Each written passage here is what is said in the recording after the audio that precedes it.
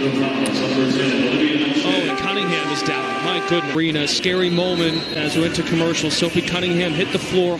Sophie Cunningham. Oh, man. I got to tell you, this victory, it came with a big price. It's coming out about Sophie Cunningham, actual injury. Guys, for this one here, we got to go all the way up to Indy. In one of the most chilling moments of the WNBA season, Sophie Cunningham hit the hardwood with a crash that silenced the entire arena. Fans froze, teammates rushed over, and suddenly it felt like Indiana's entire season had just collapsed in front of our eyes. This wasn't the kind of fall you brush off or the kind of bruise you walk away from. This was the heart and soul of the Fever, the player who held everything together in Caitlin Clark's absence, writhing in pain and clutching her knee. For weeks, Sophie had been the glue, the defender, the fighter who wouldn't let opponents bully Indiana. But in one instant, that spark was ripped away, and it came at the hands of a player with a reputation that made this moment feel far darker than a simple accident. To understand why this single moment carried such weight, you have to look at Sophie Cunningham's role in Indiana. Since Caitlin Clark went down,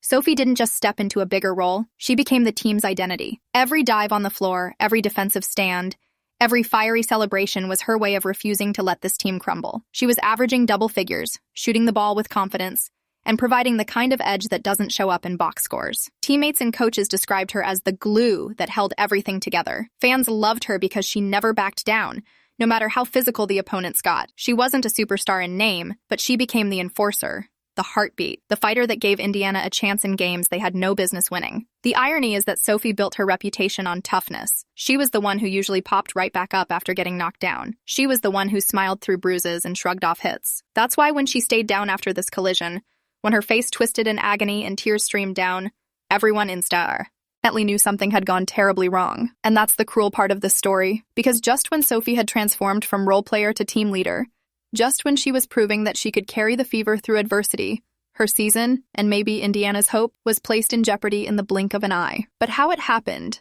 and who was involved, made this injury feel less like bad luck, and more like the inevitable result of a storm that had been building all year. The play itself looked like a nightmare in slow motion. Bria Hartley drove baseline, Kelsey Mitchell shadowing her. Sophie slid over to help, planting her leg firmly to cut off the lane. In that instant, Hartley lost control, stumbled forward, and her full body weight came crashing down directly on Sophie's knee. The sound alone was enough to make fans wince. Sophie immediately clutched her leg, her mouth opening in a scream of pain that echoed louder than the crowd itself. This wasn't the type of contact you shake off. This was the type of injury where everyone, players, coaches, fans, knows in their gut that something serious just happened. The Fever bench froze. The fans held their breath. Even the commentators on air fell silent, their voices dropping to whispers as trainers rushed across the court. Cameras cut to commercial because the image of Sophie unable to stand was too raw, too real. And here's the thing. If this had been anyone else, maybe people would chalk it up to an unfortunate accident. But this was Sophie, the one player who always bounced back, who laughed off pain,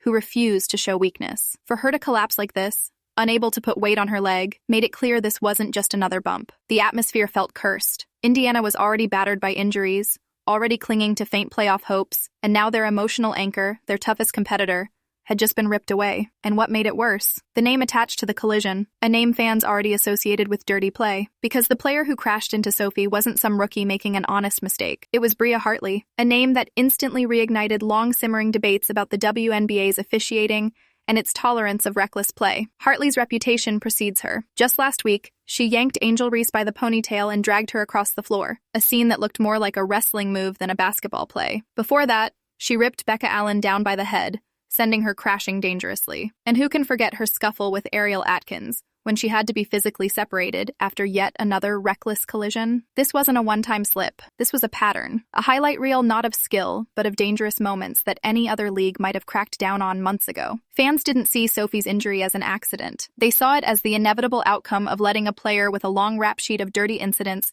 continue to play without serious consequences. It's why anger flared instantly. Because when Sophie collapsed, people weren't just sad, they were furious. Furious at Hartley, furious at the Sun, furious at the referees who once again let chaos slide, and furious at a league office that seems more interested in silencing critics than protecting its stars. For Indiana, this wasn't just losing a player. It was watching their defensive backbone be taken out by someone whose name had already become synonymous with reckless play. And that outrage was only beginning. The reactions spread like wildfire. starting with Sophie's own family. Her sister Lindsay blasted the league on social media, saying, maybe instead of fining players for speaking up, the WNBA should hire referees who can actually protect athletes. She called the officiating pathetic and dangerous. Then Sophie's mother, Paula, added fuel to the fire, calling Hartley a mean-spirited and reckless player who has left trouble everywhere she's gone. These weren't just emotional family outbursts. They echoed what countless fans and players had been saying for months. The league was letting chaos spiral out of control, and there was plenty of evidence. From the very first quarter of this game, Sophie had been hacked, shoved, even knocked to the floor away from the ball. Instead of cracking down, referees slapped Sophie with a technical foul, as if penalizing her for daring to complain about the abuse she was taking. This wasn't an isolated incident either. The Connecticut Sun have built a reputation for playing beyond physical into reckless. Their style often leaves opponents limping, diving at legs, throwing elbows, and turning basketball into something closer to a street fight. For Indiana fans, this was the final straw. Watching their fiercest competitor helped off the court in tears wasn't just heartbreaking. It was infuriating, and it made people wonder, has the league completely lost control? But as outrage boiled outside the locker room, something very different was happening inside it. Online, the debates exploded. Some fans framed it as toughness, the Sun simply playing hard-nosed basketball, but far more voices saw it as dangerous recklessness that the WNBA refuses to address. Rumors swirled. Was the league office purposely avoiding harsh penalties to avoid admitting its officiating failures? Did they think controversy would keep people watching? Players whispered about double standards, about how some stars were protected, while others were left to fend for themselves. And Sophie's injury became the centerpiece of this storm, because her collapse wasn't just another sprain or ankle roll. This was a player built on toughness, a player who shrugged off pain for years, suddenly unable to stand. That image hit harder than any tweet. Speculation only grew. If the league didn't act now, how many more stars would be sidelined before someone finally stepped in? Fans asked if the WNBA valued entertainment more than safety. Critics compared the reckless play to UFC fights, saying, the league was drifting dangerously close to chaos. Meanwhile, inside Indiana's locker room, players had a decision to make. Down nearly 20 at halftime, their season on the line, they could fold or they could fight. And against all odds, they fought. By halftime, the Fever trailed by 19. And without Sophie, the game felt finished. But instead of quitting, Indiana came alive. Kelsey Mitchell put the team on her back, raining buckets like a superstar possessed. Odyssey Sims, just days after signing a hardship deal, brought veteran fire.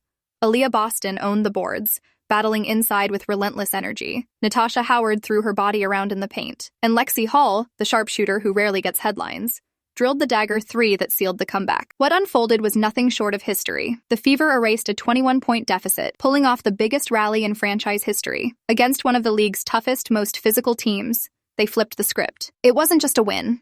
It was a statement, a refusal to let Sophie's fall define them. Every player on that floor carried her toughness, her fight, her energy, as if her spirit lived on through their resilience. For fans watching, it felt like a miracle. A night that started with heartbreak transformed into one of the most inspiring victories in recent memory. But even as the celebration roared, the shadow of Sophie's injury lingered. Now the Fever stand at a crossroads. Their playoff hopes hang in the balance, and Sophie's status remains uncertain. Trainers fear the worst. Whispers of a season-ending injury circulate, though no official word has been released. Some reports claim it could be weeks, others say months. And that uncertainty fuels anxiety. Without Sophie, Indiana loses more than points and rebounds. They lose their enforcer, their spark, their glue. Can they survive the playoff push without her? Or will this miracle comeback prove to be their last high point of the season? Fans cling to hope, but the mystery remains. Sophie's toughness is legendary.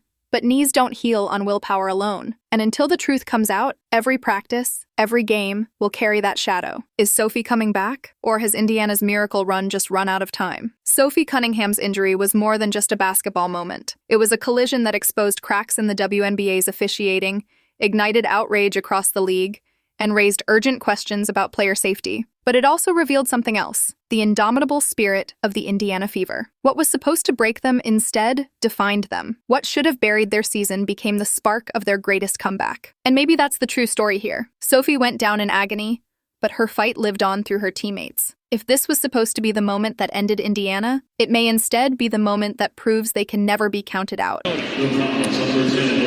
and Cunningham is down. My goodness. Arena, scary moment as we went to commercial. Sophie Cunningham hit the floor. Sophie Cunningham went out in the first half. And that was such a huge blow for the Indiana Fever because Sophie Cunningham has been somebody, she has been the glue of this team since Caitlin has been out. It's coming out about Sophie Cunningham, actual injury. Guys, for this one here, we got to go all the way up to Indy.